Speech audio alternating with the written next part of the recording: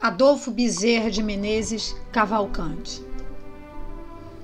Adolfo Bezerra de Menezes nasceu na antiga freguesia do Riacho do Sangue, hoje Jaguaretama, no estado do Ceará, no dia 29 de agosto de 1831, desencarnando no Rio de Janeiro no dia 11 de abril de 1900. No ano de 1838, entrou para a escola pública da Vila do Frade, onde em 10 meses apenas habilitou-se no limite dos conhecimentos que lhe foi transmitido pelo professor que dirigia a primeira fase de sua educação.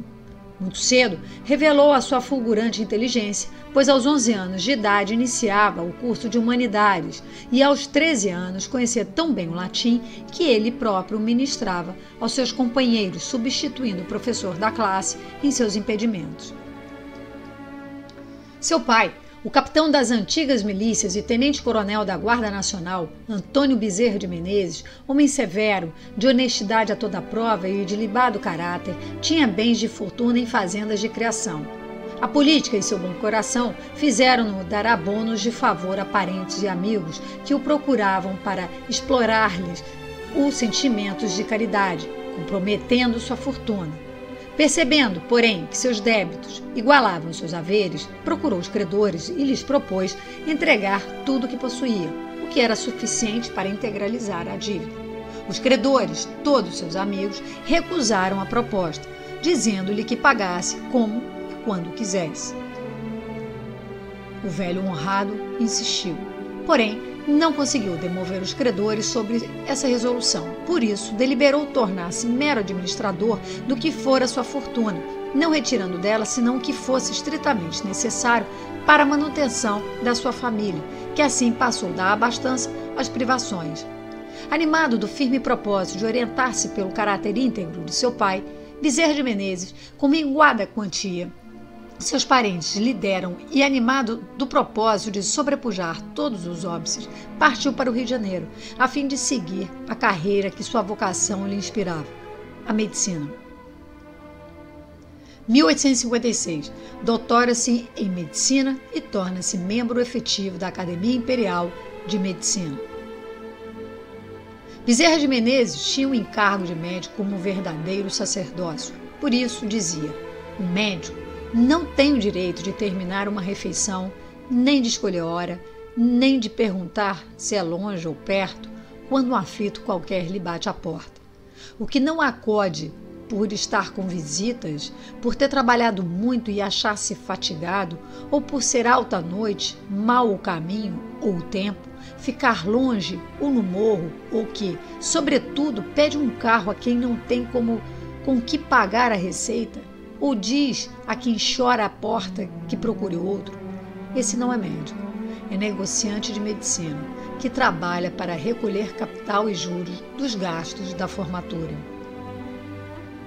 Esse é um infeliz, que manda para outro o anjo da caridade que lhe veio fazer uma visita e lhe trazia a única espórtula que podia saciar a sede de riqueza do seu espírito, a única que jamais se perdera nos vais e vens da vida. 1875. O Dr. Carlos Travassos havia empreendido a primeira tradução das obras de Allan Kardec e levara a bom termo a versão portuguesa de O Livro dos Espíritos. Logo que esse livro saiu do prelo, levou um exemplar ao deputado Bezerra de Menezes, entregando-o com dedicatória.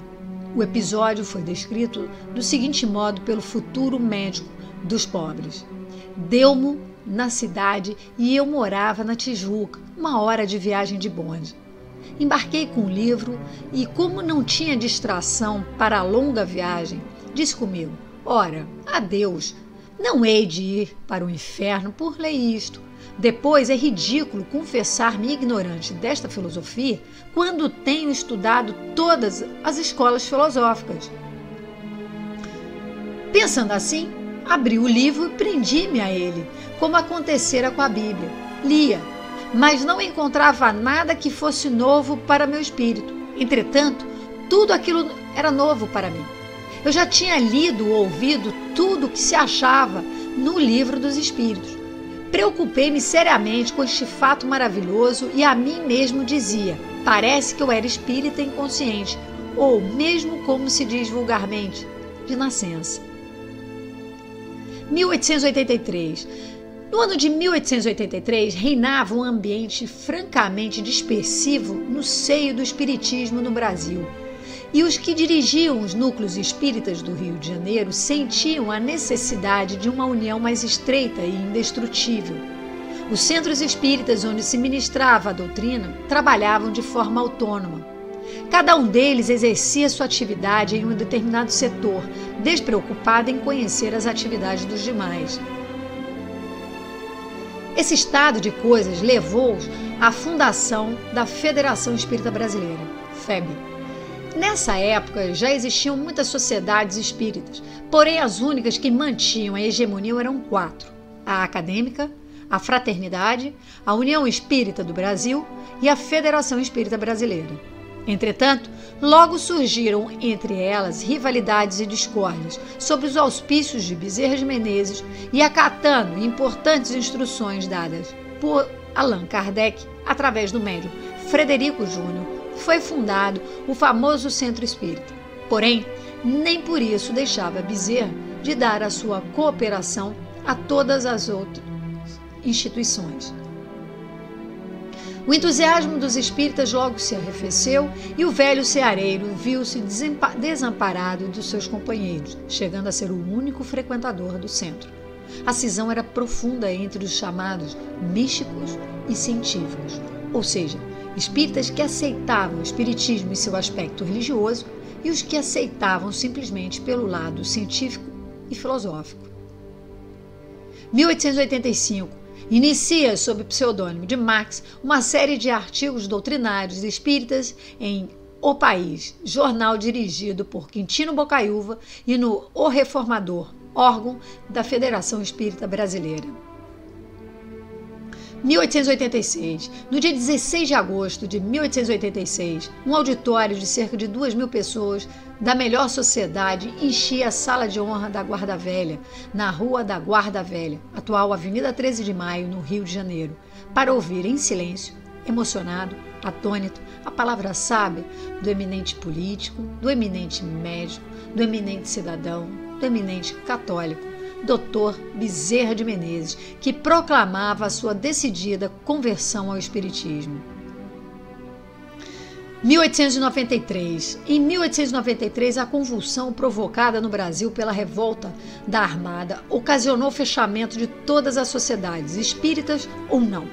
No Natal do mesmo ano, Bezerra encerrou a série de estudos filosóficos que vinha publicando no O País. 1894. Em 1894, o ambiente demonstrou tendências de melhora e o nome de Bezerra foi lembrado como o único capaz de unificar a família espírita. O infatigável batalhador, com 63 anos de idade, assumiu a presidência da Federação Espírita Brasileira. 1900. Iniciava-se o ano de 1900 e Bezerra de Menezes foi acometido de violento ataque de congestão cerebral que o prostrou no leito, de onde não mais se levantaria. Verdadeira romaria de visitantes acorria sua casa, ora o rico, ora o pobre, ora o opulento, ora o que nada possuía. Ninguém desconhecia a luta tremenda em que se debatia a família do grande apóstolo do espiritismo. Todos conheciam suas dificuldades financeiras, mas ninguém teria coragem de oferecer, fosse o que fosse, de forma direta. Por isso, os visitantes depositavam suas espórtulas delicadamente debaixo do seu travesseiro. No dia seguinte, a pessoa que lhe foi mudar as fronhas surpreendeu-se por ver ali desde o tostão do pobre até a nota de 200 mil réis do abastado. Desencarnou em 11 de abril de 1900. Ocorrida a sua desencarnação, verdadeira peregrinação demandou sua residência a fim de prestar-lhe a última visita. Desencarne de Bezerra de Menezes. Dr. Bezerra de Menezes exemplificou em todos os lances da sua experiência na carne o desapego às coisas do mundo, aproveitando-se com sabedoria das coisas do mundo para servir ao próximo e nunca para ser servido. Esse desapego ele demonstrou até nos últimos instantes do seu desencarne. Já muito doente, a hemiplegia deixara o paralítico ao leito, impossibilitando-o de movimentar o corpo. A voz ficava cada vez mais lenta, como a de um rádio com as pilhas desgastadas, mas o seu olhar mantinha-se translúcido, como dois pequenos sóis a refletirem a luz de um coração puro e leal a Jesus.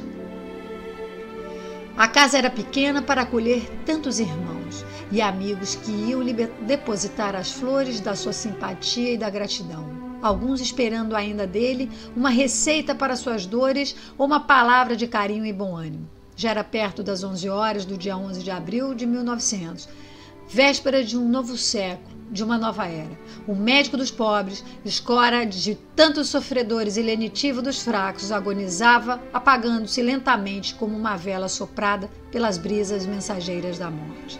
A postura serena, confiante em Deus, transmitia aos familiares e amigos um adeus sem angústia, balbuciando com sentido amor às últimas palavras. Coitados, são tantos à minha espera.